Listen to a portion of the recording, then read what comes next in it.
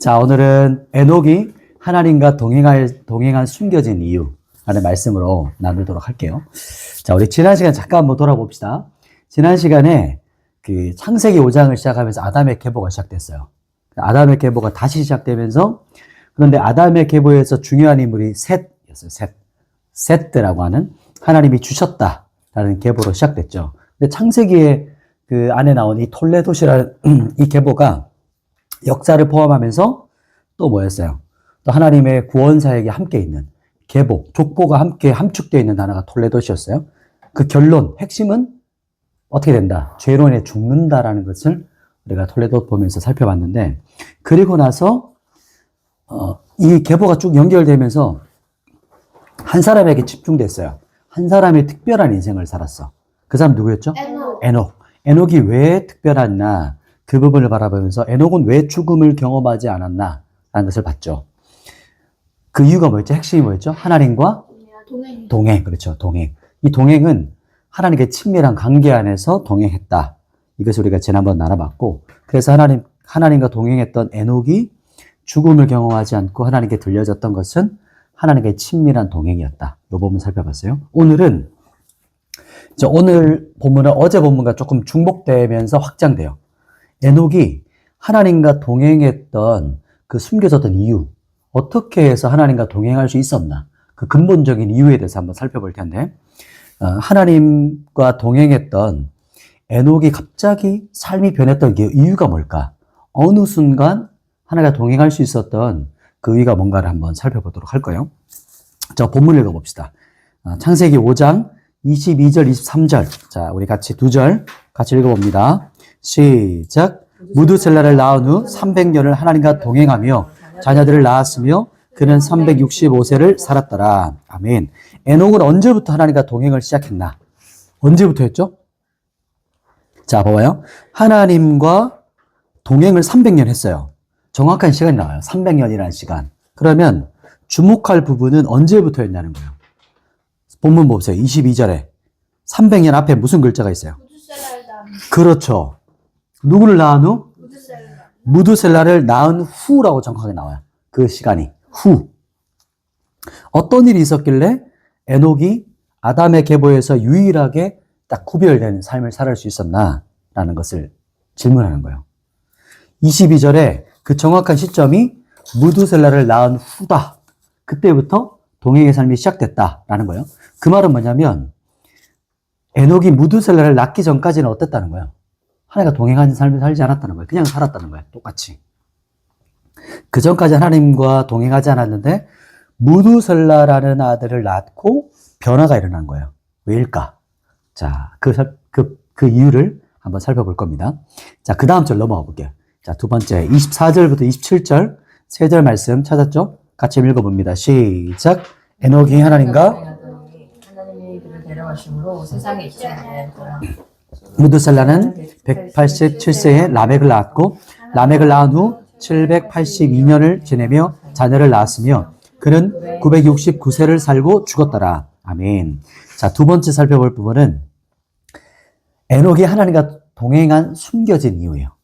그 이면에 조금만 더 본문을 보면 살펴볼 수 있는데 조금은 숨겨져 있는 이유인데 에녹의 삶이 완전히 바뀌었어요. 에녹이. 그때가 언제였냐면 무드셀라라는 아들을 낳은 후. 그러면 이 무드셀라라는 이름 안에 그 이유가 담겨져 있어요. 무드셀라 이름 안에. 자, 무트셀라는 히브리어로 두 글자가 함축되어 있어요. 같이 있어요. 무트와 또 뭘까요? 셀라라고 번역하기도 하고 셀라라고 해요. 자, 무트. 우리 많이 들어봤죠? 무트가 뭐예요? 죽는다. 그러니까 심판으로 인해 죽는다라는 의미를 가지고 있어요. 자, 무드셀라인데 그 다음에 샬라라고 하는 이 뜻은 뭐냐면 보내다. 보이나요? 뻗치다, 쫓아내다, 내보내다 이런 뜻을 가지고 있어요. 이 두 단어를 합쳐볼까요?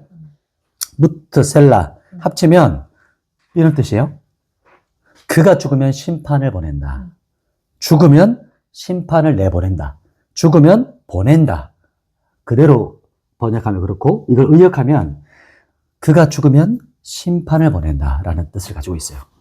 이런 의미예요. 하나님께서 에녹이 아들을 낳을 때 어떤 계시가 있었던 거예요. 그래서 에녹이 아들을 이름을 지을 때 무트셀라라고 지었어요. 그러니까 무트셀라 이름 안에 숨겨진 의미가 그가 죽으면 심판을 보낸다는 거잖아요. 에녹이 무트셀라를 낳고 그의 삶이 완전히 바뀌었잖아.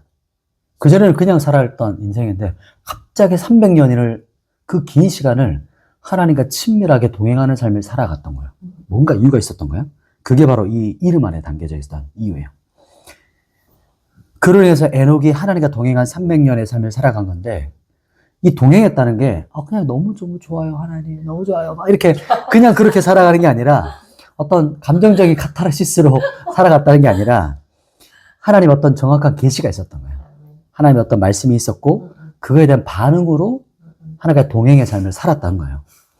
하나님과 동행한 삶은 이처럼 하나님의 뭐죠? 심판에 대한 메시지가 있잖아요. 심판에 대한 민감성과 각성으로 시작됐던 거예요. 딱 전환점이 일어난 거예요. 어느 시점에서. 그 부분을 말하는 거예요. 자, 그러면 에녹이 늘 일어나서, 아침에 일어났어요. 그러면 아버지, 어머니, 아빠, 엄마도 딱 일어나면 너희 막 이렇게 인사하러 가거나 깨워주거나 하잖아. 그러면 무드셀라를 낳고 나서 에녹이 일어나서 누구부터 확인했을까? 자, 민재 딱 찾아가가지고, 잘 자고 있나? 일어났나? 이렇게 확인하는 것처럼, 이 아이가 죽었나? 아직 살아있구나. 항상, 그러니까 민감하게 무드셀라를 살피면서 살아가는 인생을 300년의 동행의 삶이 시작된 거예요. 자, 그러면, 자, 이거까지 중요해. 그러면, 우리에게 무슨 말씀을 하고 있는 거예요? 그가 죽으면, 우리에게 어떤 말씀을 하고자 하는 거예요? 이 무드셀라를 통해서.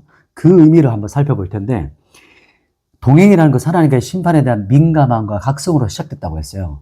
그럼 우리에게 주시는 메시지가 뭔가? 그것도 중요하거든요. 오늘 마지막 살펴볼 게 그거예요. 하나님께서 우리에게 무슨 말씀을 하고 있나? 지금. 오늘을 살아가는 우리에게 이 말씀을 통해서 적용할 메시지가 뭔가? 이 부분이 참 중요해요. 그게 뭐냐면 두 단어예요. 핵심 단어. 재림과 종말에 대한 신앙이에요.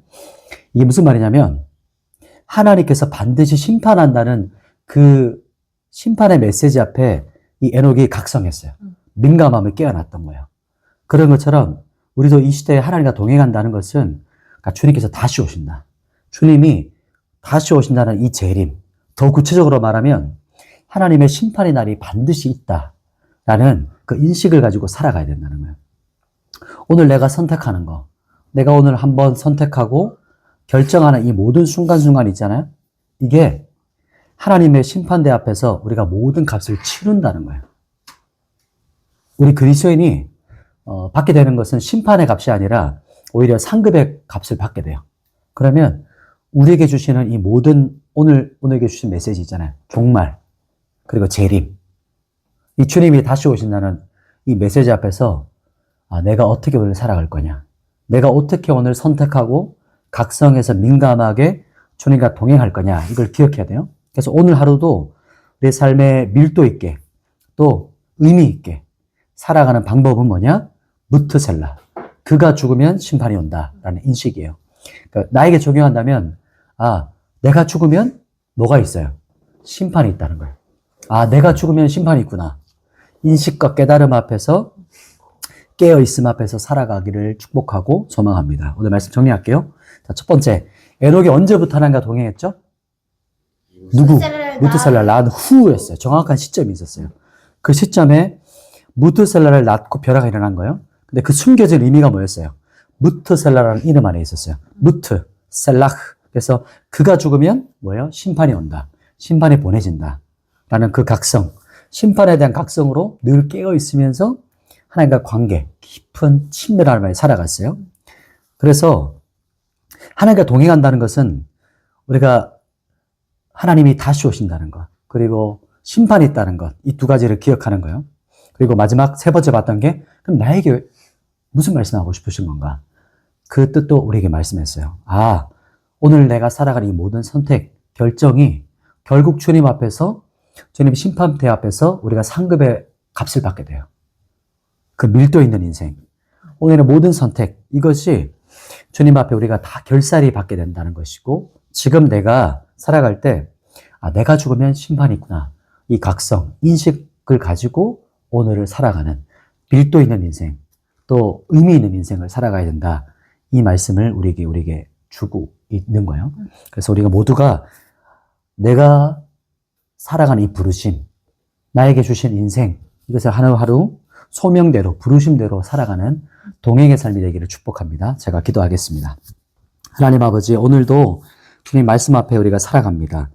우리가 말씀 앞에 깨어나게 해주시고 정확한 주님의 계시를 받아서 주님과 동행하는 삶이 시작되게 해주시고 무트셀라를 바라보면서 늘 주님과 동행했던 에녹처럼 주님 앞에 늘 깨어서 깊은 친밀함 안에 살아갔던 에녹처럼 우리 인생이 깨어있고 주님 다시 오심을 기다리고 주님, 우리가 주님 앞에 섰을 때 어떤 상급을 받게 될지 그 깊은 깨어짐 앞에서 또 주님 앞에 친밀함 안에서 살아가도록 우리 한 사람 한 사람 축복하시고 인도해 주십시오. 예수님의 이름으로 기도드립니다. 아멘.